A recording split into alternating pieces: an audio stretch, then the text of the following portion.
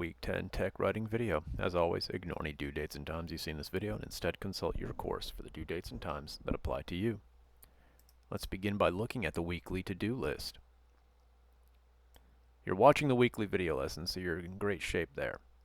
Since we're just getting back from spring break, I think it'd be a great idea to follow this link and review the materials on imperative voice. That's the traditional go-to for tech writers. So I see that a couple of you are still struggling just a little bit with this very useful writing style. Take a moment, review that video, it will help. We've got a discussion forum to work on this week, which I'll help you with in this video, and then you've got a quiz to take. Let's get on over to that discussion forum. You might notice technically it's an assignment, but I'm calling it a discussion forum. So, in a couple of weeks, we're going to do what's called our final workplace project, and that's something that SUNY makes us do as tech writers. We can worry about it when it's time to worry about it. For now, just know that we're going to kind of get back into the swing of things by talking a little bit about the tech writing job market. Now, most of you are probably not going to try to crack into that market, but you never know. It's a pretty sweet gig if you like clear, concise writing and you don't mind dealing with jerks. It is what it is. Anyway, I'm going to help try and kind of introduce you to the job market by having you look at a technical writer's job description. So let's go. I've already clicked on this link and I have it open here. And if you'll notice there are a lot of job descriptions on this page, so I'm able to persevere and get on down to the bottom, and you'll see it's there on the list. And this whole page is dedicated to verbiage related to the technical writing job field. So I want you to read over that entire page, and you'll see there's a list of responsibilities on that page. Go ahead and copy that and put it into a Word file. Normally we work in a discussion forum, but this week we'll be working in a Word file. That's something we practiced way back in week 1 already, so it's not a big deal. And I think, was it week maybe 7, we accessed our week 1 assignment where we practiced uploading Word files. So this isn't something new to you. You've already done this before. So you'll copy the responsibilities and paste them into a Word document.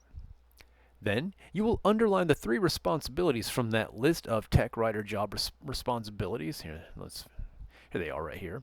You'll underline in your Word document the 3 that you think are strengths you could bring to an employer who might be looking to hire you as a new tech writer.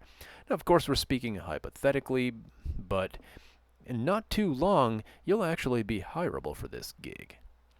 So, once you underline the 3 responsibilities that you think you could fulfill for an employer, then below that, give me a 5-sentence paragraph, and that's called a narrative. You can actually talk about yourself and say, I did this, I'm familiar with that. There's nothing wrong with using that declarative first-person voice. And use this paragraph, 5 sentences, to describe any skills or interests, maybe certificates, coursework, hobbies, any kind of experience you have that might qualify you to fulfill those 3 responsibilities you underlined. Now, we're kind of doing a little bit of prep work for a resume activity here, so I'm giving you a tip. When you build a resume or fill out a job application, you should never lie. But there's nothing wrong with getting a little creative with how you interpret your strengths and experience. Don't outright lie, but a little creative wording can go a long way. Now, if you think about it, once you complete this course, you'll have at least a little bit of experience under your belt. So once you've done those things, you're going to want to go ahead and save and upload your document to the Dropbox below. Since I'm a teacher, I don't have that Dropbox. You will have a link to that Dropbox. Let's go ahead and take a look at the rubric really quick. You can see my expectations are always outlined pretty clearly. You pasted the list of responsibilities into your document. You underlined the 3 responsibilities that you think you could bring to the table, and you gave me a 5-sentence narrative highlighting how you'll fulfill those responsibilities. Pretty simple expectations. Then, once you've completed that, you've got a quiz to take on this week's materials. I'm not going to open the quiz because it'll show all the answers, but you can see the quiz is right here.